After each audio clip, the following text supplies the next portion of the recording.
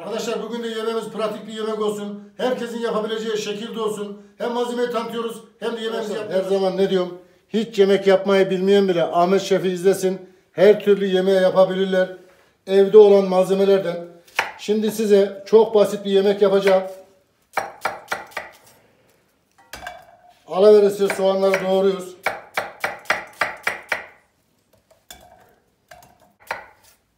Soğanları fazla ince doğramıyoruz. Biraz şöyle belirgin olacak. Biberler de aynı şekilde.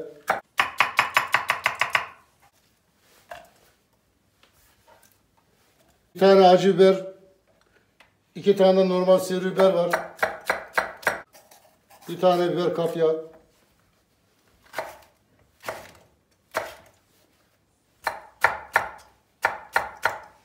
Bunu hem sabah kahvaltılarında hem de akşam yemeğinde tüketebilirsiniz.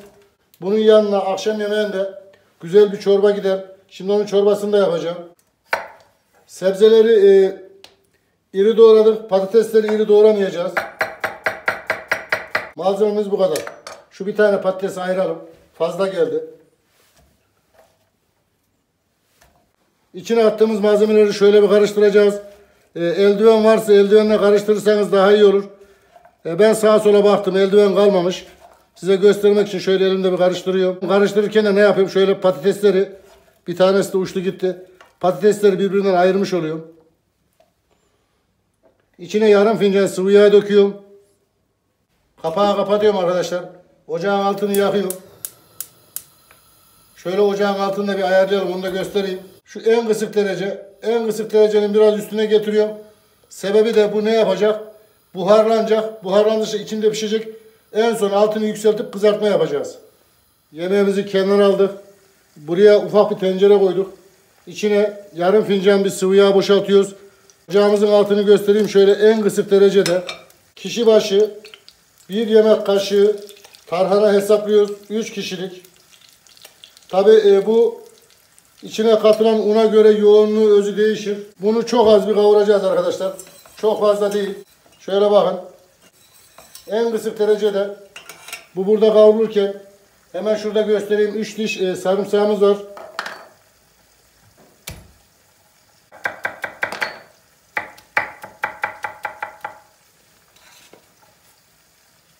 Sarımsağın içine çok az bir tuz katıyorum. Daha rahat dövülebilsin diye. Çorbaya tuz katarken bunu hesaplayacağız. Hemen sarımsağı bir dövelim. Sarımsağımız da hazır. Rengini kaçırmayacağız. Tarhana içinde yakmayacağız. Rengini kaçırırsak, tarhanayı içinde yakarsak acı bir tadı olur. Tam bu aşamada bir tatlı kaşığı şöyle göstereyim, kuru nane atıyoruz. Lezzetinden en ufak şüpheniz olmasın. Bu basit indirilmiş 5 dakikalık yemek arkadaşlar. Naneyi de bir karıştırdığımız gibi içinden inanılmaz güzel kokular geliyor. İçine bir tatlı kaşığı şöyle göstereyim, domates salçası atıyoruz. Hala ocağımız kısık derecede. Salçayı da şöyle bir karıştırıyoruz. Ortalama 15-20 saniye kadar.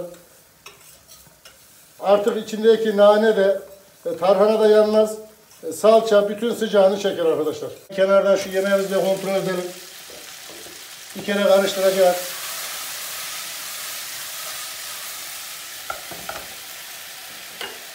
Tekrar kapağı kapatıyoruz. Buharın da içindeki malzemeler yumuşayacak. Ondan sonra yüksek ateşe alacağız. Şöyle göstereyim. Ortalama 20-25 saniye oldu. Salçamız da kavruldu içinde. İçine şöyle göstereyim. Burada 3 su bardağı suyumuz var. Kişi başı 1 su bardağı olarak hesapladım. Önce 3 su bardağının yarısını bir döküyorum. Suyumuz soğuk su. Yarısını döktükten sonra şöyle bir karıştırıyorum arkadaşlar. Salçayı, tarhanayı içinde şöyle bir dağıtıyorum. Şimdi suyun tamamını dökseydim bunu içinde dağıtmak biraz zor olacaktı. Geriye kalan suyumuzun tamamını boşaltıyorum. Toplamda 3 su bardağı oldu. 3 kişilik kıvam ayarlamasını en son yapacağım. Bu aşamada ocağımı orta ateşe getiriyorum. Tarhanayı kaynatacağım. Şöyle bakın arkadaşlar. Tarhanamız kaynadı. Yoğunlaştı.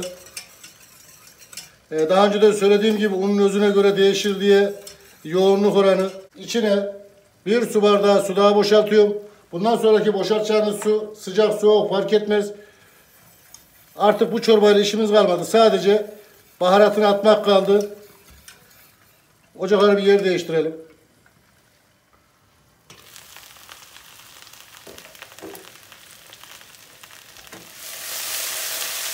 Bunu arada mutlaka karıştıracağız. Şöyle bir göstereyim. Ocağımız kısık ateşte olacak. Patatesler yumuşadığı gibi ne yapacağız? Ocağın altını yükselteceğiz. Tam istediğimiz lezzeti bulacağız. Tekrar kapağı kapatıyoruz. Tarhanamızın porsiyonu az olduğu için şöyle 1 çay kaşığı karabiber, 2 çay kaşığı pul biber atıyorum. Tuzunu en son atacağım. Dövmüş olduğumuz sarımsak vardı. Sarımsağını atıyorum. Şöyle bir daha karıştıralım. En kısık derecede bunu bir ortalama 5-6 dakika bir kaynatacağız. Görüyor musunuz arkadaşlar? İpek gibi çorba oldu. Akşama ne yemek yapacağım diye telaşlanmayın. Hemen bu ikisini karıştırın yapın. Sabah kahvaltısına ne yapacağım diye düşünmeyin. Hemen bu patatesi, soğanı yapın. Kesinlikle mahcup düşmezsiniz. Tarife birebir uyun. Yeterli. Şöyle bir tarhanayı karıştıralım. 5-6 dakika en kısık derecede kaynattım. Görüyor musunuz arkadaşlar? İçinde en ufak bir toplanma yok. Çorbamız hazır. Altını kapatıyorum. İçine yeteri kadar tuz atıyorum. Şöyle ortalama 1 çay kaşığı civarında tuz atıyorum. Çorbamız dinlenirken biz patatesi yapmaya devam edeceğiz. Patatesin kapağını açtık. Şöyle bir karıştırıyoruz. Patatesten şöyle bir tane alacağız arkadaşlar. Bir kontrol edeceğiz. Şöyle bastığımız zaman ezilecek. Görüyor musunuz? Eziliyor. Bir de tabii yiyerek de tadına bakabilirsiniz. Yumuşacık olmuş. Hemen baharatlarını atıyoruz. 1 çay kaşığı karabiber, 1 çay kaşığı pul biber. Tuzu da kendiniz ayarlayın arkadaşlar. Şöyle 1,5 çay kaşığı kadar da tuz atıyoruz.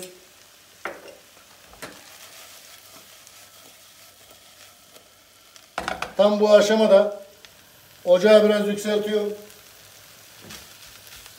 İçindeki patateslerin, sebzelerin biraz yanmasını sağlayacağım. Daha lezzetli olması için. Ocağı orta ateşe aldım. Bir daha buna kapak kapatmayacağım. Hafiften bir yanmasını bekleyeceğiz. Kasemizin içine 2 tane yumurta kırıyoruz. Yumurtaya çok az bir tuz atıyoruz. Yumurtayı da şöyle bir çırpalım. Şimdi yumurtayla ilgili açıklama yapacağım. Bunu kenara alalım. Arkadaşlar bunu tarhana çorbasıyla yiyecekseniz yumurtaya gerek yok. Sabah kahvaltısında yiyecekseniz yumurta kırın. Şimdi onu göstereceğim. Yüksek ateşte şöyle 2-3 dakikada bunu kavurdum. Şöyle bakın soğanlar falan yanmaya başladı. Dibine de yanmaya başladı. İşlemin sonuna geldik. Şöyle patatesleri iyice bir diziyorum üzerine. Yumurtayı dağıtarak her tarafına döküyoruz. Yumurtayı döktük. Şöyle yumurtanın sulu yerlerini bir gezdiriyoruz. Tavamızın her yerine bir değsin. Tabii ki arkadaşlar bu işte tava çok önemli. Tavanız iyi değilse iyi bir netice elde edemezsiniz. Kapağı kapatıyoruz. Altını en kısık dereceye getiriyoruz. Şu anda bunun içinde inanılmaz derecede bir ısı var. Ortalama 1 dakika içerisinde yumurta içinde pişmiş olacak. 2 dakika geçti. Şöyle baktığımızda yumurtalarımız pişmiş. Kapağı kapatıyoruz. Altını kapatıyoruz. Bu dinlenirken içindeki sıcakta ne yapacak? Olmayan yerlerini pişirmiş olacak. Şimdi sunuma geçiyoruz. Önce şöyle çorbamızı bir karıştıralım. Daha önce de söylediğim gibi yoğun olursa kaynayan su katabilirsiniz. Mis gibi tarhana çorbası. Şöyle bir alıyoruz, bandırıyoruz, çekiyoruz. Bir daha damlama yapmaz. Her zaman söylediğim gibi tarhanayı boş yere ıslayıp çamur etmeyin. Şöyle sarımsağından da üstüne gelsin. Tarhana çorbamız bu. Şunu kenara alalım şöyle bir.